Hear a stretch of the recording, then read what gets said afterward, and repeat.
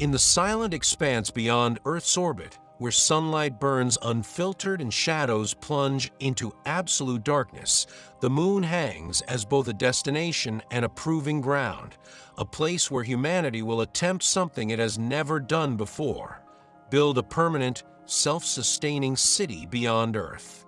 This is not merely a return to the lunar surface, not a repetition of Apollo 11 moon landing, but the beginning of continuous human presence on another world. At the center of this ambition stands SpaceX, a company whose vision extends far beyond rockets toward the creation of infrastructure that enables life in space. The moon is close, just 384,000 kilometers from Earth on average, but proximity does not make it easy. Its environment is harsh and unforgiving. There is no breathable atmosphere, no liquid water on the surface, and temperatures swing from over 120 degrees Celsius in sunlight to below minus 170 degrees Celsius in darkness. Radiation from the sun and deep space reaches the surface unimpeded. Fine lunar dust, sharp and electrostatically charged, clings to surfaces and equipment, posing risks to both machinery and human health. Building a city here is not simply a matter of transporting materials. It requires rethinking how humans live, build, and survive. For decades, space agencies have explored the moon through orbiters and landers, but sustained habitation has remained out of reach. Now that is beginning to change. Programs like NASA's Artemis program aim to return astronauts to the lunar surface, laying the groundwork for long-term presence. Alongside these efforts, SpaceX is developing the transportation system that could make a lunar city possible: Starship. Unlike traditional spacecraft, Starship is designed for full reusability and high payload capacity. It can carry over 100 metric tons of cargo in a single mission: habitats, machinery, life support systems, and raw materials. Just as importantly, it can land and relaunch from the moon's surface, creating a continuous transportation link between Earth, lunar orbit, and the moon itself. This capability transforms the economics of space travel, reducing costs and enabling the repeated missions required to build something as complex as a city. The construction of a lunar city would not happen all at once. It would unfold in phases, each building upon the last. The first phase is reconnaissance and preparation. Robotic missions would scout the lunar surface, identifying optimal locations for settlement. One of the most promising regions lies near the moon's south pole, where certain areas receive near-continuous sunlight and may contain water ice in permanently shadowed craters. This combination, solar energy and accessible water, makes the South Pole a prime candidate for habitation. Water is more than a resource, it is the foundation of survival. It can be purified for drinking, split into hydrogen and oxygen for fuel, and used to produce breathable air. Extracting water from lunar ice would be one of the first critical steps towards sustainability. Robotic systems would mine and process this ice, establishing the first elements of an in-situ resource utilization network.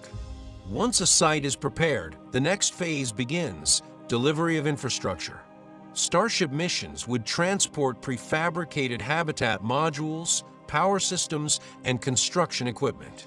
Early habitats would likely be inflatable or modular structures, designed to be deployed quickly and expanded over time.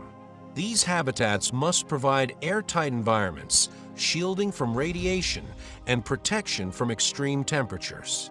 Radiation protection is one of the most significant challenges. Without Earth's magnetic field and thick atmosphere, lunar settlers would be exposed to harmful cosmic rays and solar radiation. One solution is to build habitats partially underground or cover them with layers of lunar regolith, the fine, powdery soil that blankets the moon. Robotic excavators could pile regolith over structures, creating natural shielding that reduces radiation exposure to safe levels. Energy is another critical component. Near the lunar poles, solar panels can generate continuous power for extended periods. These panels would form the backbone of the settlement's energy system, supported by batteries or other storage technologies to ensure reliability during brief periods of darkness.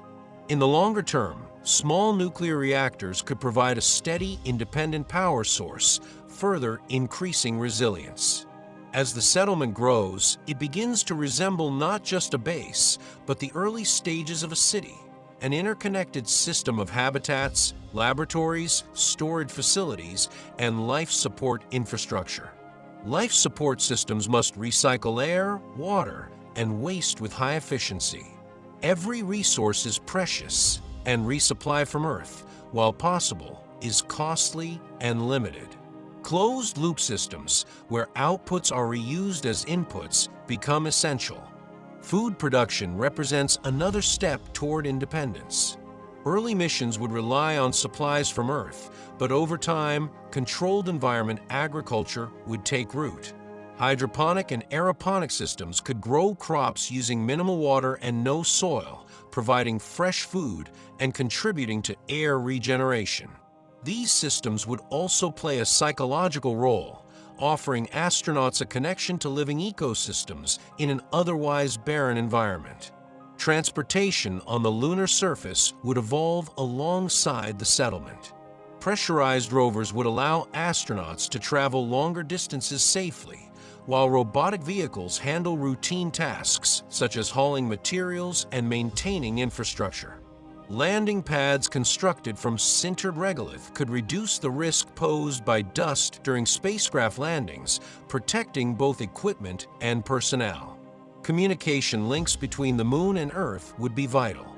Satellites in lunar orbit could provide continuous coverage, enabling real-time data transmission, remote operation of equipment, and communication with mission control.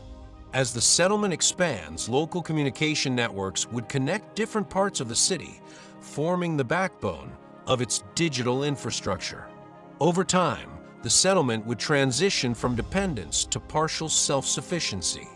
Manufacturing capabilities could be introduced using lunar materials to produce building components, tools, and spare parts. Techniques such as 3D printing with regolith-based materials could reduce the need to transport everything from Earth, accelerating growth and reducing costs. The human element of a lunar city cannot be overlooked.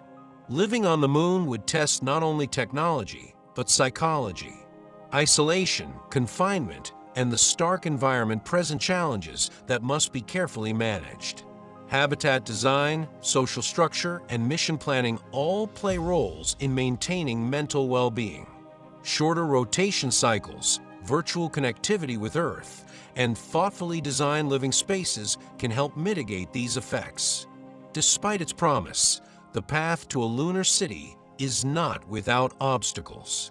Launching large numbers of missions, ensuring safety, managing costs, and navigating international cooperation all present significant challenges. Regulatory frameworks must evolve to address the use of space resources, while environmental considerations extend beyond Earth to the preservation of the lunar environment. Yet the potential rewards are immense. A city on the Moon would serve as a testing ground for technologies needed for deeper space exploration, including missions to Mars. It would provide a platform for scientific research, from astronomy to geology, and open new possibilities for industry and commerce in space. More fundamentally, it would mark a turning point in human history, the moment when humanity becomes a multi-world species. The Moon, once a distant object in the night sky, would become a place of work, of discovery, and eventually of life. And in that stark, illuminated landscape, where Earth rises blue and fragile above the horizon, the foundations of a new kind of civilization would take shape.